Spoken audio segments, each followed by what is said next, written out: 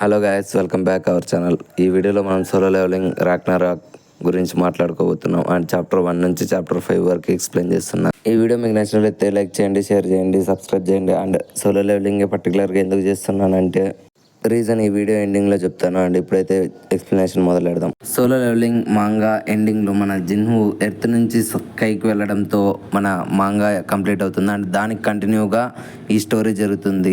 And ఈ spin off మాంగాలో మనం మెయిన్గా మల్టీవర్స్ గురించి మాట్లాడుకోబోతున్నాం. మార్వెల్ స్టూడియోస్ గారి మార్వెల్ మూవీస్ ఎవరు చూసిన వాళ్ళకి ఈ మల్టీవర్స్ గురించి అర్థమవుతుంది. అర్థం కాని వాళ్ళ గురించి చిన్న రీక్యాప్ అంతే. మల్టీవర్స్ గురించి సింపుల్గా చెప్పాలంటే మన ఎర్త్ లాగా ఇంకొన్ని వందల ఎర్త్లు ఉంటాయి. అండ్ ప్రతి వరల్డ్కి ఒక అబ్సల్యూట్ బీయింగ్ ఉంటాడు. అండ్ ఆ అబ్సల్యూట్ బీయింగే మన మోనార్క్స్ అండ్ రూలర్స్ని క్రియేట్ చేసి ఫైట్ని ఉసుగొలుపుతారు. అండ్ మన ఎర్త్లో మన రూలర్స్ మన అబ్సల్యూట్ బీయింగ్ని చంపేశారు. అండ్ సంగ్ జిన్వూ స్టోరీ మొత్తం అంతా మీరు చూశారు. బట్ ఇక్కడున్న మల్టీవర్సల్లో వాళ్ళల్లో ఒకటి చచ్చిపోయాడని వాళ్ళకి దిగులు లేదు, కానీ అబ్సల్యూట్ బీయింగ్ లేని వరల్డ్ ఎలా ఉంటుందని వాళ్ళు ఎదురు చూస్తూ ఉంటారు కొన్నేళ్ళుగా.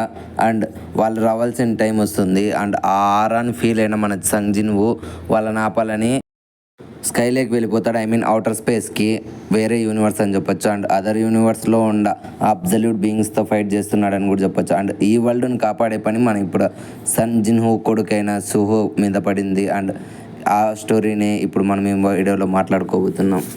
ఓపెన్ చేస్తే మన జూహో హైయర్ స్టడీస్కి సెలెక్ట్ అయ్యింటాడు. బట్ ఆ మంచి యూనివర్సిటీకి జూహో తప్ప ఇంకెవరు సెలెక్ట్ అయినారు. సో అందరూ జూహోని కంగ్రాచులేషన్ చేస్తుంటారు. అండ్ ఆ టైంలోనే ఒకడు వచ్చి జూహోని గొడవపడడానికి రెడీగా అవుతాడు. అండ్ వీడెవడో కాదు, సోలో లెవెలింగ్ మాంగా 5 చాప్టర్స్లో వీడి ఎంట్రీ ఉంటుంది. అండ్ మన జూహో వీడిని కుక్కను కొట్టినట్లు కొడతాడు. బట్ ఈసారి వీడు అవేకనింగ్ అయ్యాడు. అది ఎలా అంటే ఈ వరల్డ్లో కూడా ఇప్పుడు గేట్స్ ఓపెన్ అయ్యాయి అండ్ డీమన్స్ వస్తున్నాయి. వాళ్ళని చంపడానికి ఆటోమేటిక్గా హంటర్స్ కూడా వస్తున్నారు. సో కథ మళ్ళీ స్టార్టింగ్ నుంచినే మొదలవుతుంది. బట్ ఈసారి ఫైట్ చేయడానికి జూహోకి పవర్స్ ఉండవు, ఎందుకంటే వాళ్ళ డాడీ సీల్ చేశాడు కాబట్టి. బట్ ఆపోజిట్ వాడికి పవర్స్ ఉన్నాయి కాబట్టి మన సుహో మీద అటాక్ చేస్తాడు. బట్ సుహో దాన్ని డాట్ చేస్తాడు.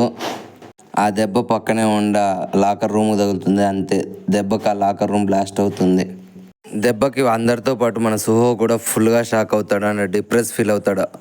సో ఆ తర్వాత ఆఫ్టర్ 2 years అని చూపిస్తారు. సో మనోడి ఇంటర్ కోర్స్ కూడా పూర్తయిపోయింది. అండ్ ఇప్పుడు హంటర్స్ ఎక్కువయ్యారు అండ్ గేట్స్ కూడా ఎక్కువయ్యాయి. బట్ ఇప్పటికీ మన జూహో అవేకనింగ్ కాలేదు. సో అతను నార్మల్ పర్సన్ ఇప్పటికీ. ఆ తర్వాత జూహో తన పెయింటింగ్ రూమ్కి వెళ్తాడు. అండ్ జూహో ఎప్పుడు వేసే పెయింటింగ్ ఒకటే మన బెరుగన్ ఫేస్. అండ్ తను ఎప్పుడు బాధపడుతుంటాడు, నేను ఎందుకు పల్లాపులకి యాంట్ బొమ్మని గీస్తున్నాను అని. అండ్ దీనికి ప్యారలల్గా జూహో లాస్ట్ 5 చాప్టర్స్లో ఏం చేశాడో తనకి ఫ్లాష్ అవుతూ వస్తుంది. బట్ ఇప్పుడు మాత్రం ఒక నార్మల్ వీక్ పర్సన్గా జూహో మారిపోయాడు. ఒకప్పుడు ఉన్నంత కాన్ఫిడెన్స్ లేదు. అండ్ తనతో పాటు ఇప్పుడు తన ఫ్యామిలీ కూడా లేదు. ఆల్మోస్ట్ 3 years అయిపోయింది.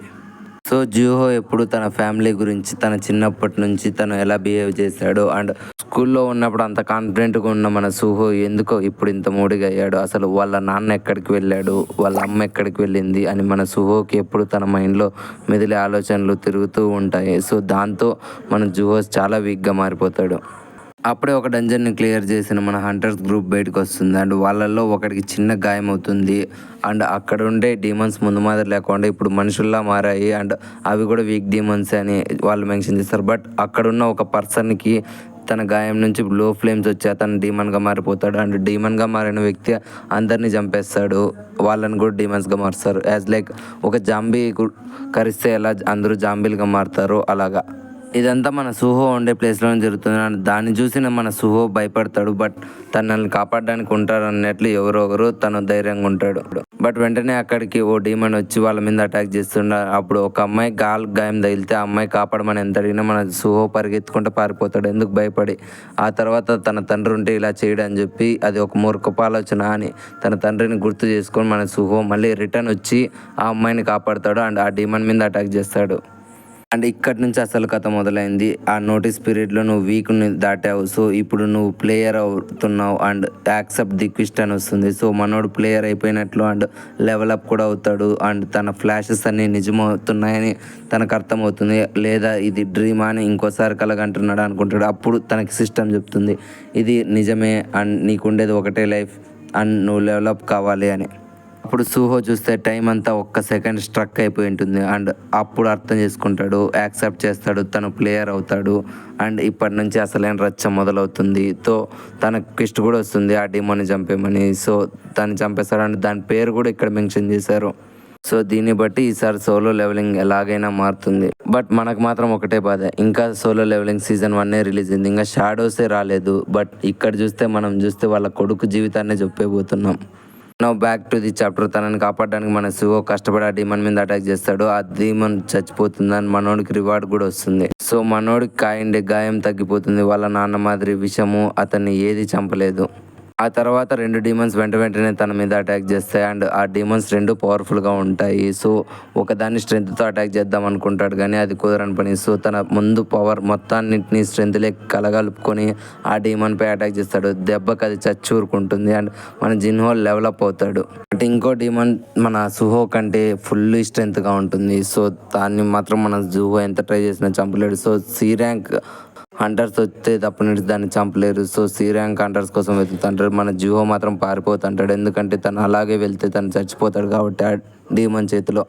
అండ్ ఈ గ్యాప్లోనే ఆ డీమన్ ఒక బిల్డింగ్ పైకి ఎక్కి అక్కడ ఉండే అమ్మాయిలను చంపేస్తుంది. దీన్ని చూసిన మన సుహో కోపంతో దాన్ని ఎలాగైనా చంపాలని చెప్పి మన సుహో కూడా వెళ్తాడు. బట్ తన చేతిలో కుక్క దెబ్బలు తిని చచ్చిపోయే స్టేజ్లో పడతాడు. అండ్ అప్పుడు వస్తుంది సార్ మన బేరు అండ్ వచ్చిన వెంటనే దాన్ని చంపి మన సుహోని కాపాడుతుంది అండ్ చెప్తుంది, మై యంగ్ మోనార్క్, నేను వచ్చేసాను, ఇక నుంచి నేను మీతోనే ఉంటాను అంటుంది. ఈ సీన్ మాత్రం ఎలా ఉంటుందో గూస్ బంప్సే.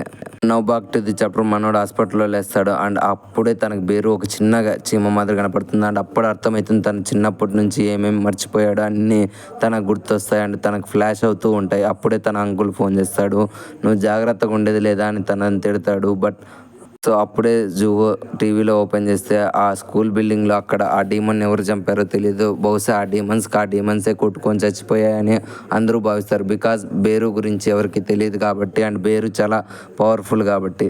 ఈ వీడియో ఇంతటితో స్టాప్ చేస్తున్నా అండ్ మిగిలిన ఎపిసోడ్స్ కావాలంటే త్వరగా కామెంట్ చేయండి, లైక్ చేయండి, షేర్ చేయడం మర్చిపోకండి. ఎందుకు ఇంతలా అడుగుతున్నానంటే అలాంటి ఒక కొత్త యూట్యూబర్కి ఇవే బూస్టప్గా ఉంటాయి అండ్ ఫుల్గా వర్క్ చేస్తా అండ్ నా టాలెంట్ చూపించుకోవడానికి ఇదే మంచి అవకాశం. దయచేసి సబ్స్క్రైబ్ చేయండి.